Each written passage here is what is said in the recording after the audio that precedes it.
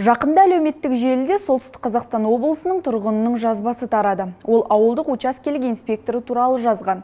Полицей ауырып ұзақ емделген. Әйел аурудан айығып қызметіне оралған учаскелік инспекторды тұрғындардың қалай күтіп алғаны жайлы баяндаған. Біздің түсірілім топта оқиғаның мән жайын білу үшін Азамат Сыздықов жұмыс істейтін ауылда болып қайтты. Бұл Петропавлдан 130 шақырым жерде орналасқан Ломоносов округіндегі ауыл. Азамат Сыздықовтың жауапкершілігіндегі 4 ауылдың бірі. Очень хороший. Я таких участковых, сколько лет уже я живу здесь, а я живу здесь с рождения, не считая на то время, которое училась в медучилище. Я таких участковых у нас еще не видела. Шілде айының басында Азамат Сыздықовтың қан қысымы көтеріліп, денсаулығында қиындықтар туындаған болатын. Офицер шұғыл түрде аудандық, содан кейін облыстық ауруханаға жеткізілді. Ұзақ уақыт бойы қызметінен қол үзіп қалған инспектор жайлы түрлі сөздер де тараған. Увезли, что типа того он в реанимации и помер. Здравствуйте, здравствуйте. Здравствуйте. Нормально? Как дела? Ничего, здравствуйте. Все хорошо. Аурудан айығып қызметіне оралған учаскелік инспекторды тұрғындар шынайы қуанышпен қарсы алды. Тіпті инспектормен кездесуге есепте тұрған азаматтар да келді. У нас в совхозе очень тяжело. Начались вот эти вот, безобразия. Вот.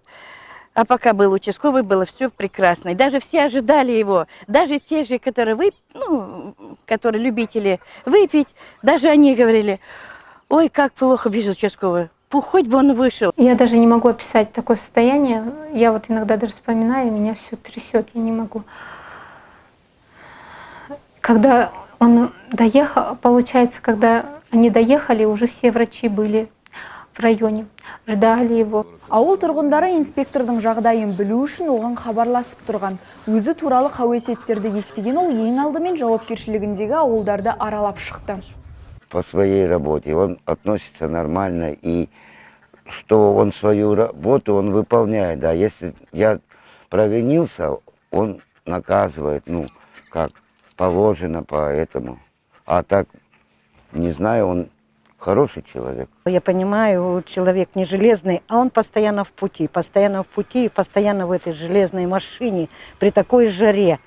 Естественно, не любой организм такую жару не перенесет и постоянно в труде, постоянно в пути.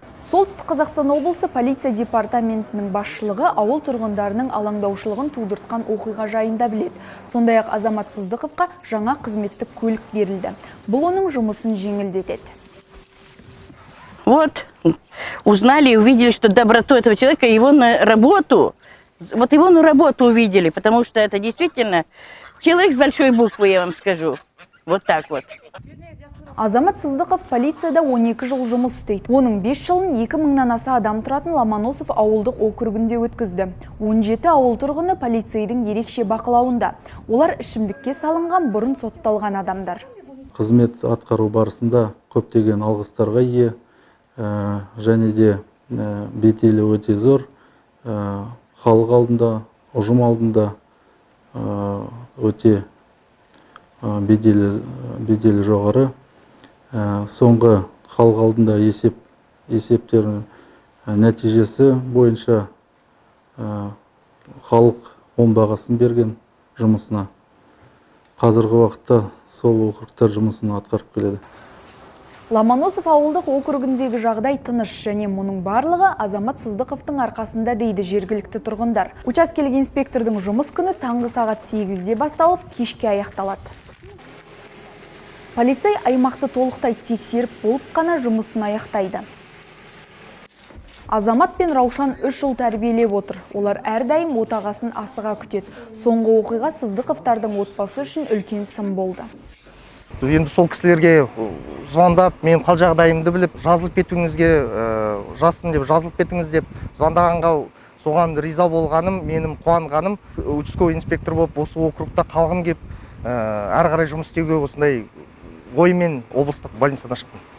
Ішкі істер органдарындағы полиция халыққа жақын болуы тиіс. Тұжырымдамасы адамдардың тәртіп сақшыларына, сондай-ақ олардың қызметіне деген көзқарасын біртіндеп өзгертіп келеді.